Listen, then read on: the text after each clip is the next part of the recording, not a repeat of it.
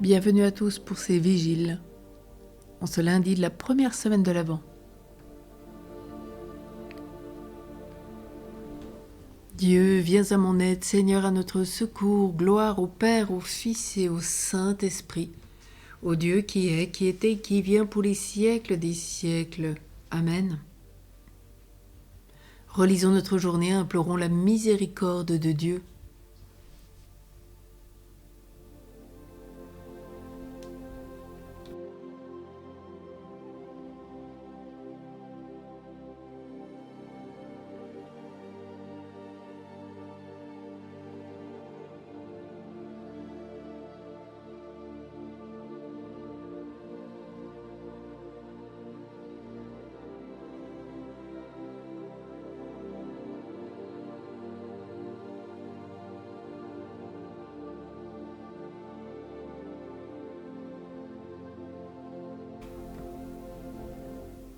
Mon Dieu, j'ai un très grand regret de t'avoir offensé parce que tu es infiniment bon et infiniment aimable et que le péché te déplaît. Je prends la ferme résolution avec le secours de ta sainte grâce de ne plus t'offenser, de faire pénitence. Que Dieu, dans son infinie miséricorde, nous pardonne nos péchés et nous conduise à la vie éternelle. Amen. Chantons ce soir le Voici le Seigneur qui vient. Voici le Seigneur qui vient et nous verrons sa gloire. Voici le Seigneur qui vient, il nous apporte le salut. Acclamez le Seigneur, terre entière. Servez le Seigneur dans l'allégresse. Venez à lui avec des chants de joie. Sachez que lui, le Seigneur, est Dieu. Il nous a fait et nous sommes à lui. Son peuple est le troupeau de son bercail. Oui, le Seigneur est bon, éternel est son amour. Sa fidélité demeure d'âge en âge. Venez à ses portiques en rendant grâce. Entrez dans ses parvis avec des hymnes. Rendez-lui grâce et bénissez son nom. Voici le Seigneur qui vient et nous verrons sa gloire. Voici le Seigneur qui vient, il nous apporte le salut.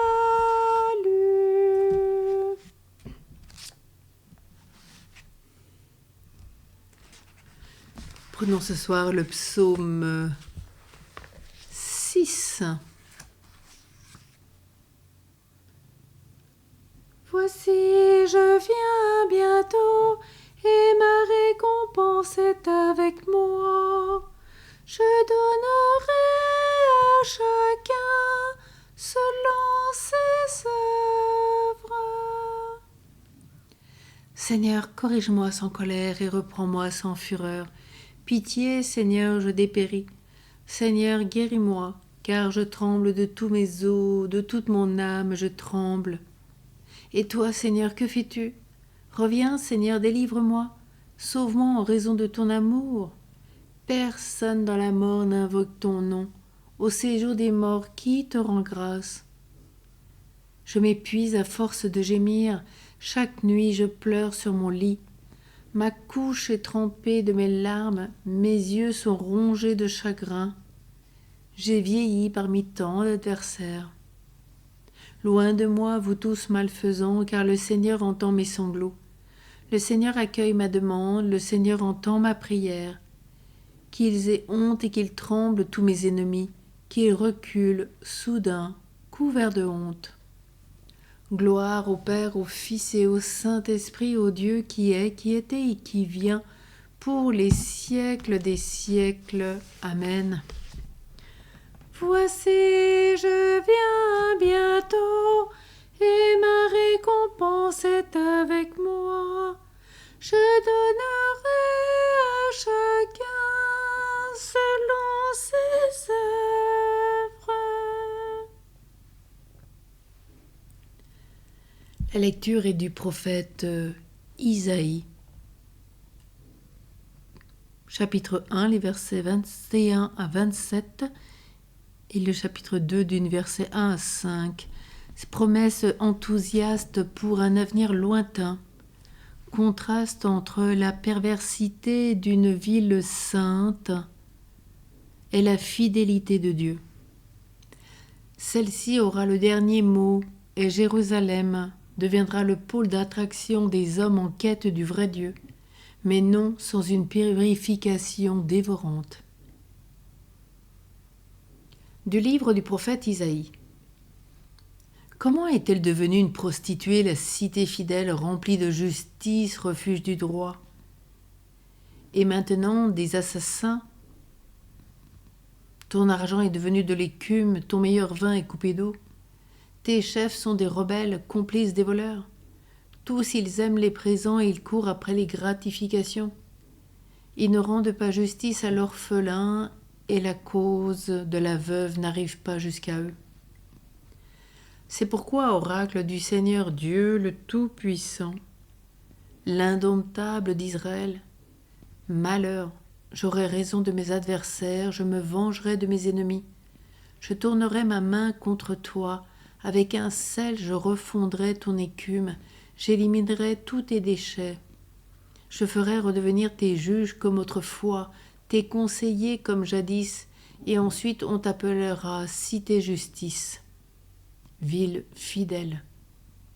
Sion sera sauvé par la justice et ses habitants convertis le seront par l'équité. Ce que vit Isaïe, fils d'Amok, au sujet de Juda et de Jérusalem, il arrivera dans l'avenir que la montagne de la maison du Seigneur sera établie au sommet des montagnes et dominera sur les collines. Toutes les nations y afflueront, de nombreux peuples se mettront en marche et diront: Venez, montons à la montagne du Seigneur, à la maison du Dieu de Jacob. Il nous montrera ses chemins et nous marcherons sur ses routes. Oui, c'est de Sion que vient l'instruction et de Jérusalem la parole du Seigneur. Il sera juge entre les nations, l'arbitre de peuples nombreux. Martelant leurs épées, ils en feront des socs, de leurs lances, ils feront des serpes. On ne brandira plus l'épée nation contre nation, on n'apprendra plus à se battre. Venez, maison de Jacob, marchons à la lumière du Seigneur. Parole du Seigneur.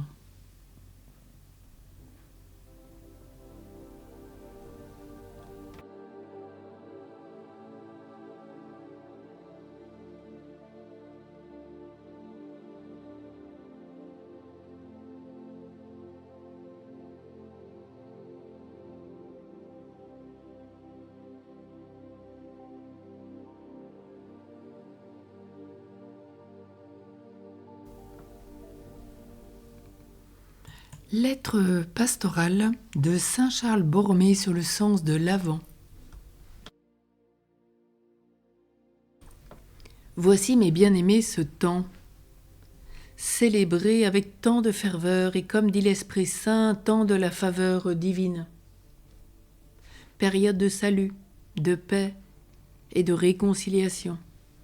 Temps jadis désiré très ardemment par les vœux et les aspirations instants des anciens prophètes et patriarches, et qui a été vu enfin par le juste Siméon avec une joie débordante.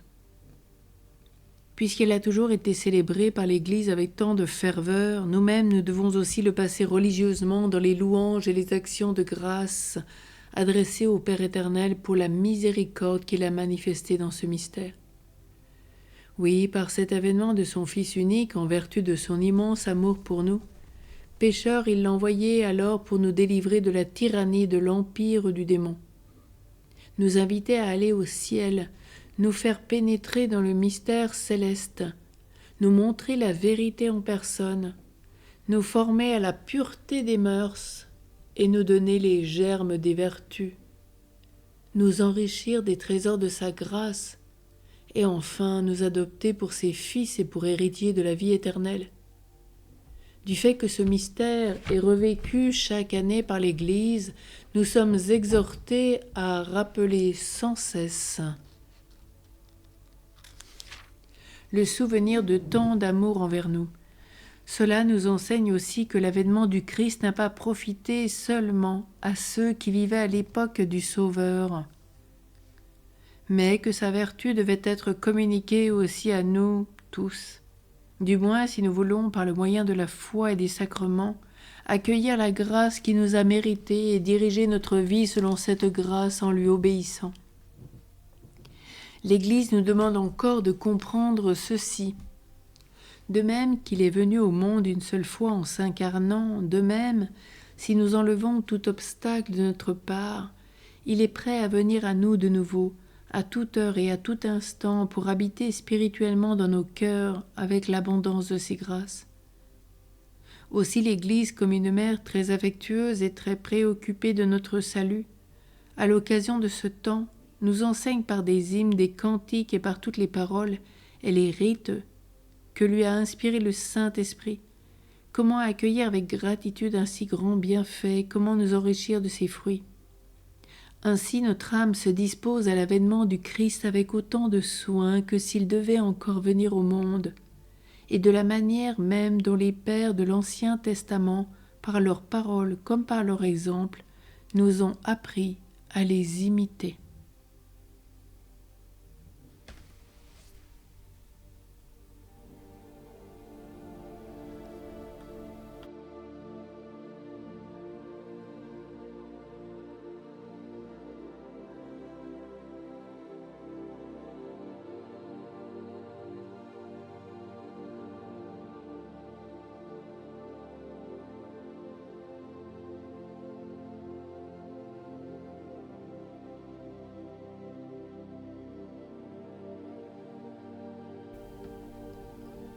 Ensemble, tournons-nous vers notre Père et redisons la prière de Jésus.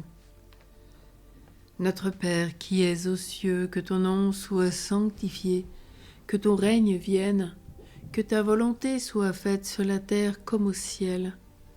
Donne-nous aujourd'hui notre pain de ce jour. Pardonne-nous nos offenses comme nous pardonnons aussi à ceux qui nous ont offensés. Et ne nous laisse pas entrer en tentation, mais délivre-nous du mal. Amen. Prions. Accorde-nous, Seigneur, d'attendre sans faiblir la venue de ton Fils, pour qu'au jour où il viendra frapper à notre porte, il nous trouve vigilants de la prière, heureux de chanter sa louange.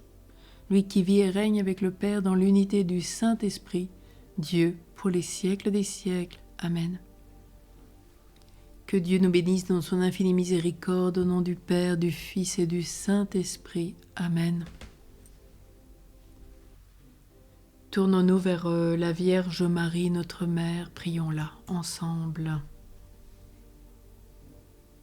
Auguste Reine des cieux, souveraine maîtresse des anges, vous qui dès le commencement avez reçu de Dieu le pouvoir et la mission d'écraser la tête de Satan, nous vous le demandons humblement. Envoyez vos légions saintes pour que sous vos ordres et par votre puissance, elles poursuivent les démons, les combattent partout, répriment leur audace et les refoulent dans l'abîme.